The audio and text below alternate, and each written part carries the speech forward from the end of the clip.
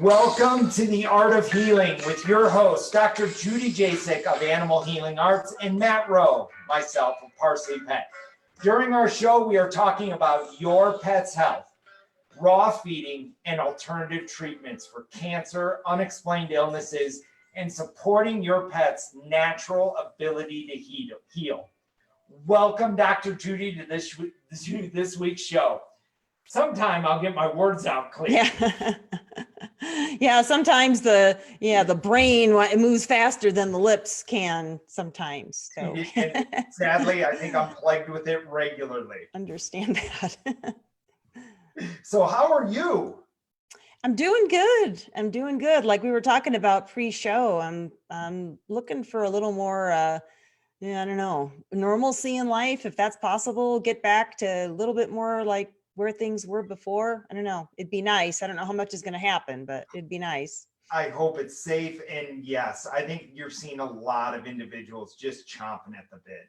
I mean, they're starting to get a little bit of a taste of being able to go back, and they're looking at the date of May 9th here in Colorado being able to return. And I think it's like watching horses in like the gates at a race. They're just, I think, just ready to go. Yeah. Well, especially with summertime, because you think about all the stuff that goes on, all the festivals and concerts and all of that stuff. Like we go camping a lot. Like we don't know if we're going to be able to do that. If campgrounds are going to be open. It's just so many like unknowns, and it's really a time of year where people like to be out and about. So yeah, hopefully we'll be able to do some of that stuff. Hopefully soon. So today we were talking about what we wanted to talk about today during the show, and something that really has shown up a couple of times in the past couple of weeks for me. And I had a conversation, as I was telling you, with my accountant doing our taxes yesterday, and he was asking about ParsleyPet, and I was explaining about raw feeding and the benefits of it. And he made a statement. He goes, "I'll never feed my dog raw because it killed one of my clients' dogs." And then he looked at me and goes, "What do you think about that?" And so him and I had a nice long conversation about why a lot of it is myths and why a lot of it is just people just don't know really how to feed their dog properly. And so what we wanted to do today is actually talk about raw feeding myths and debunking them. Right. So I'm going to ask a bunch of questions, Dr. Judy, and I won't spitfire them all out. We'll just do them one at a time. And these were myths that were commonly said when I did my research and looked up every myth about raw feeding. These were the most common ones. So here you go. Here's the first one. Okay. Raw diets negatively affect growth and development of larger breed puppies. Can you need me to say that again? No, I got it, because I've heard that one too, and where I think this comes in is this is a secondary myth on this topic, is that raw food is too high in protein. I hear this all the time because there's this like disconnect, I think, between or a lot of people think that when you're feeding a meat-based diet, like meat is 100% protein. Meat isn't 100% protein. Your average raw blend is around like 15 to 20% protein. It's not 100% protein. And I think there's this, I think this is also like a myth too, is that you have to feed large breed puppies a lower protein diet so they don't grow too fast. And I think, if you're feeding a carbohydrate based kibble that's, basically sugar, and they eat too much of it, yeah, that could affect their growth. That's like one of the worst things to feed them. But when you're feeding a raw food diet, and, we talked about this before the show, and I'm sure we'll talk about it a little more, the importance of balancing the raw. So it's not just about throwing raw meat at them, you have to balance it. But the raw ingredients, these animal products, like when you feed ground up bone, that's the ideal mineral supplement. So you're getting all the nutrients necessary for growth in a balanced form. And that's what's most important. So if the raw blend is balanced, they're getting all the nutrients they need, and they're going to grow appropriately. I think people need to be aware that so much of what we see on dog food bags is Yeah. marketing. It has nothing to do with nutrition. Right. So one company comes out with so there's all these different foods, and what makes it so confusing. They come out with a large breed puppy formula. So then people think, well, oh, I have a large breed puppy, I need to feed them something different than another puppy, or, than an adult dog. And really the nutrition doesn't change all that much. Once the puppies are weaned, a balanced raw diet is going to be appropriate for the majority of even growing puppies. Now you're going to vary the amounts, and you're going to watch their body weight and their body condition. So the amount is going to vary, but actually the ingredients and the balance, I don't see, it doesn't change that much, even up to the time that they're geriatric. It really, the nutritional needs are pretty consistent. And you even look at, like, what happens out in wild with a wolf pack. The adults will come back and they'll go eat a meat meal, and they come back and they regurgitate it. So it's a little bit pre-digested. But those puppies, once they're starting to move away from nursing, they're getting that meat-based meal right from the moment they're weaned. Yeah. And, and just, you talked about, nutrients and all that stuff that goes into it. I've just read and, know that increasing just calcium a little bit inside the puppy's diet so that their bone structure develops properly. So they're actually, creating that strong bone structure. You had a really good story right at the beginning of a dog, a Great Dane, that they ended up having to put down because it was fed an improperly formulated raw diet. Yeah, it was fed hamburger and Tums. So basically just meat, muscle meat, and then Tums for a quote unquote, calcium supplement. But you're not getting, calcium and along with lots of other nutrients that need to be balanced with each other. But with calcium, you really need to look at the calcium phosphorus balance, because if you don't have those nutrients in the proper ratios, you're not going to get strong bones. Matter of fact, they found this in people, and they put them on these supplements for osteoporosis. You lay down like calcium in the bones, but the bones become very brittle and will actually break very easily. So they're dense, but bones need to be pliable and strong. If they're just rigid, it's like a piece of plastic or something that's just going to snap, as opposed to like rubber, which would be a bit more malleable. So you have to feed a properly balanced diet. And I think this is where raw food will sometimes get a bad reputation, because pets that are not fed a balanced raw will get into trouble. And people need to know what they're doing. Unfortunately, what happens out there is that raw is lumped together. Like, raw feeding is raw feeding, and they don't differentiate between a well-balanced raw product and one that people attempt to put together at home. And I actually anymore really discourage people from trying to do that unless they're really, really knowledgeable about how to properly balance a raw diet. Just buy the raw blends. It's so much easier and probably less expensive. And you're going to be, getting products from people that have studied this, that, use nutritionists that sell a lot of the food. So they have a lot of experience on, which products are appropriate, in different scenarios. So I really don't recommend putting raw diets together on your own unless you have a really strong knowledge base and how to do that appropriately. No, I'm going to agree with you on that one. There's so many experts out there that are now coming out. Like, we buy our food from Raw Dog Food Company, and it is just some of those that, Dee Dee's doing a great job over there. She's knowledgeable. You follow, her posts, and she's writing all the time, and she's, how much certification that she has gone through for the 20 years of doing this. And so I believe in her when she says, that's 10% bone content inside that mix, along with 10% organ from a variety of sources. So then that really takes that guesswork out. And, it keeps me from having to formulate a diet, even though I'm a pet food nutritionist and raw feeding specialist.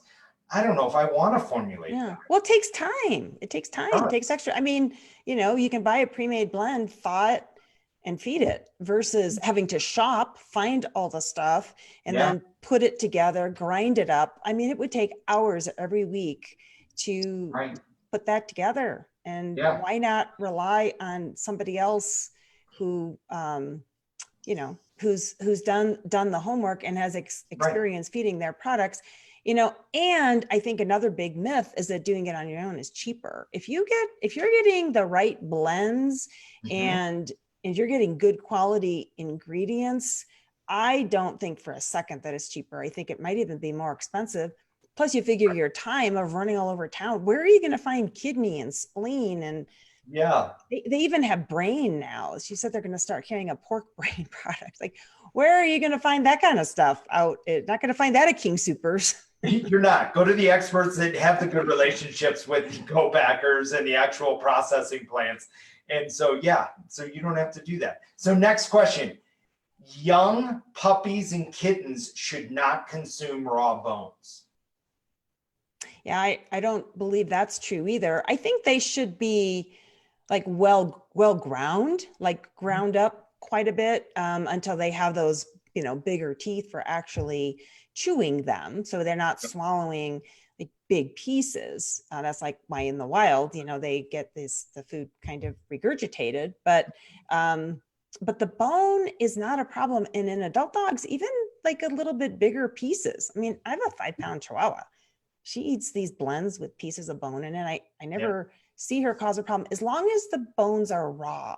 So another real important thing to remember, bones, there's a lot of things about bones that seem to make people nervous. And that, I think that information comes from dogs that go get in the garbage and eat the leftover chicken bones that have been cooked. Bones that are cooked are dry and they're brittle and they can splinter and they can cause problems. But raw bones, they're more pliable and the dog will break those down in their digestive tract. So they're not going to be dangerous. I would say with puppies and kittens, you want to feed a blend probably that's pretty well ground up because their digestive system's still developing too.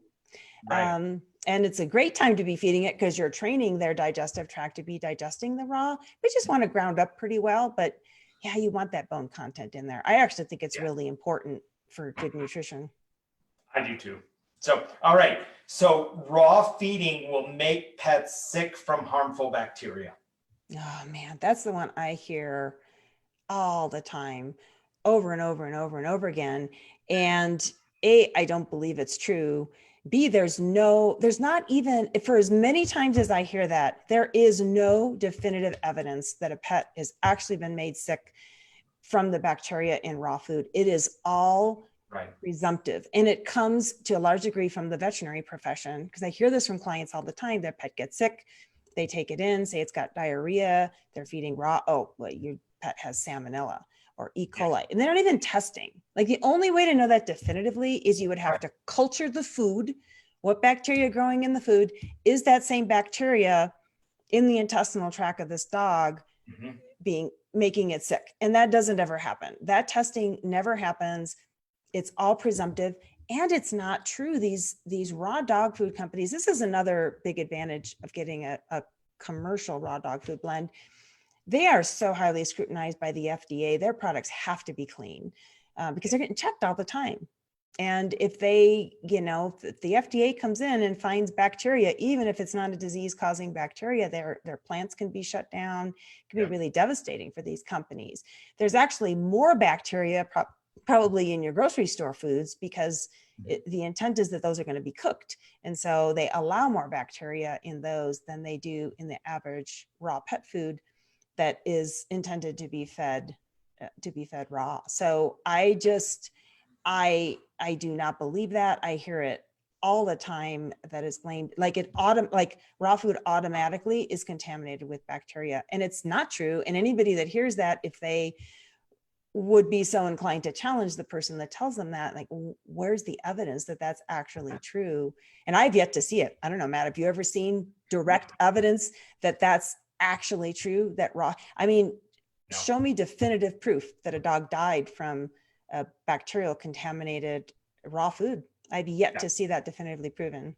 Not even dogs that are autopsied after death. If the pet parent wants to get them, there's no reports that show that there's actually a bacterial infection inside the lining of the intestine. Right. And I think what happens too, and to me, this is like really, I think actually negligent on the part of some veterinarians, is a dog will come in and be sick and they find out they're eating raw and this is due to the raw food. And then they stop there. They don't look at what else is going on, and sometimes don't do more extensive testing because, like, oh, well, the dog has a bacterial infection, you know, from the raw food. We just need to put them on antibiotics, but they're not doing their due diligence to find out, well, what else could be going on with this pet? So I think they're actually missing things because they're blaming it on the raw. You're looking at it myopically from just the first solution or the first idea that comes up in regards to why your dog is sick. And let's go lean that way instead of spending copious amounts of time trying to figure out really what might be wrong with the animal. Right. And I think it's, you know, it's one of those things too that, and I think this happens in our culture and in our media in all different types of areas. If something is said enough, it becomes true, or it's thought to be true. And people don't ask the questions, is this really true? Is there actually evidence? You know, somebody says something and then somebody else says the same thing. And then a whole bunch of people, especially with social media, start saying the same thing. And then people believe it's true, but they don't really ask the questions, you know, as far as proving that it's true. So I think people need to be really careful and really ask questions. You go into your vet and they say, oh, your pet's sick because of the raw food, you know, ask, well, how do they know that? What is the actual direct evidence of that? Yep. Because for so many reasons, you can change the habits, the feeding profile, everything with it, and just really lead to another situation because you never get down to the root cause of what actually might be causing the diarrhea inside the animal, or something else larger that you're now just putting on one piece of raw feeding when it might be something bigger. You don't know if your dog's running in the backyard and eating a bunch of fertilizer. Right. Or, you know, got into the can of antifreeze and is licking that. So, I mean, you know, to say that it's not just raw food is silly. I actually posted a picture on Instagram of one of my little dogs with his head inside one of my fertilizer bags. I started seedlings downstairs, you know, we've got lights and stuff. So I started stuff under lights, and I was down there planting and transplanting, and, you know, my dogs hang out, and I turn around and look, and he's got his whole head inside the fertilizer bag. Now it's all organic, and it's a lot of, like, you know, it's bone meal and it's dried fish, and it's nothing that would hurt him. But if he ate enough of it, I mean, he's a 9-pound dog. If he ate a half a cup of it, it would probably almost certainly give him diarrhea, right? Oh, yeah, that's a lot of nitrogen, no matter whether it's organic or not. That's one of the bases of growing. Now he goes down there looking for it. I mean, just for whatever reason, he just loves it. And I'm thinking it's just dry and gross, but dried mealworm and but case in point, you know, if he got diarrhea, if I didn't know he'd done that, he got diarrhea, and I took him in to the vet and said, oh, my dog has diarrhea and I feed him raw. Oh, it's because of the raw food. It's like, no, because he ate a half a cup of fertilizer. That's really the root of it all. And we need to get rid of that. So I'm going to take this last question and I'm going to group them both together. Okay. Dogs and cats will become bloodthirsty killers and begin killing other animals. And then the other part of that is raw feeding makes dogs and cats become aggressive towards humans. I know, you know, I hear that one too. I don't even know where that got started. It doesn't even make any sense. Like, where is that? Like, you feed them raw meat and they're just going to want more. So they're going to start killing stuff. I mean, it really doesn't make any sense. I mean, dogs are natural predators. So if a dog were to go kill a squirrel or a bunny or something, I mean, that's That's their normal job. dog behavior. But that's another one of those things. I have yet to hear of an actual case where a dog actually became aggressive, Mhm. from eating raw. And I have almost all of my clients, their pets eat raw because I don't work well with people that feed their dogs kibble. I just feel like it's everything else I do is just going to be so ineffective that I just really can't support kibble feeding. Yeah. So almost all of my clients have raw. I help a lot of my clients transition their pets to raw from kibble. I really don't hear stories, oh, my dog's now attacking my kids, or just don't. No. I don't hear it. So Yeah. I think that's now, are they going to maybe crave the raw meat? Sure, because it's better for them and they're not Right. going to want to eat their kibble.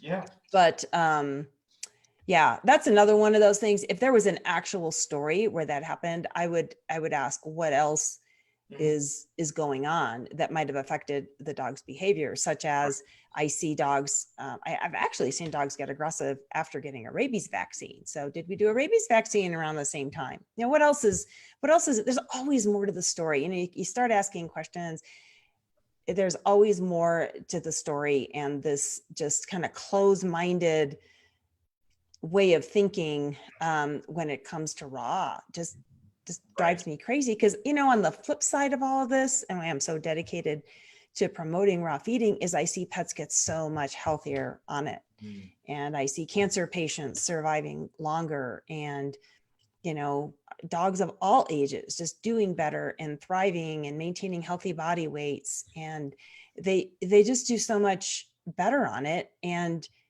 why aren't like other members of the veterinary profession looking at those statistics? You don't ever hear that part of it.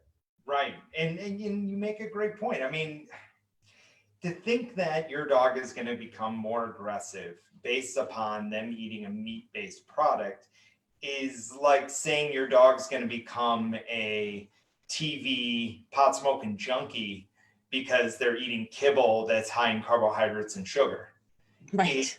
It's like, nope, it's your dog is your dog. If your dog is aggressive, it wasn't because of the raw, it was because of a behavior inside the Yeah. animal that you're gonna, that you need to get training for. And so stuff like that. So yeah, I mean, I've been feeding mine raw now consistently for 40 years, and they don't act any different.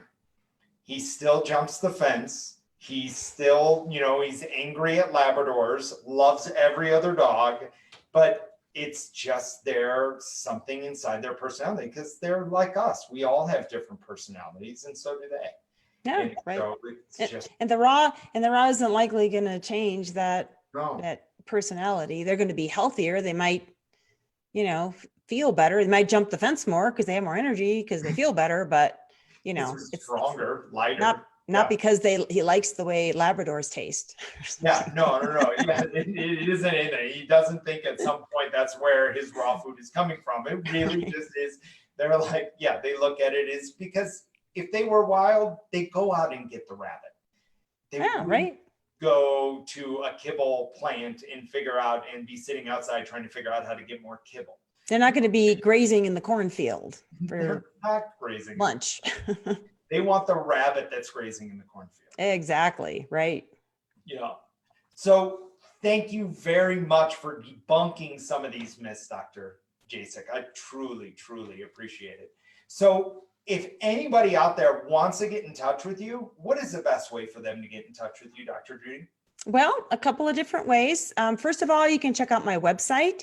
That's ahavet.com, and you can learn a little bit more about my work. And I've got a blog there, and you can get some more information. My phone number is 720-515-2421. You can also email me at info@ahavet.com. That is awesome. And I highly recommend anybody that's thinking about feeding raw, thinking about want to have an expert take a look at your puppy from an independent, holistic veterinarian that's going to dig deeper and get to that root cause, definitely contact Dr. Judy. She is brilliant. You can also reach out and you can know more about us at ParsleyPet at ParsleyPet.com, or, definitely send us an email, hello@ParsleyPet.com, and really start to understand what nutrients your dogs need and actually get your dog tested for those nutrients. We're also testing glyphosate, and we also have some great consultations that we want to make sure that on your raw feeding journey, you are supported along every step. So thank you very much, Dr. Judy, for being on the show today. I so appreciate having you. Thanks, Matt. And thanks everybody that's tuning in now or later. Hopefully you learned something, and forward us some questions if there's anything you'd like for us to bring up on the show. Absolutely. Great point. All right. We'll see you later. Be good. Bye.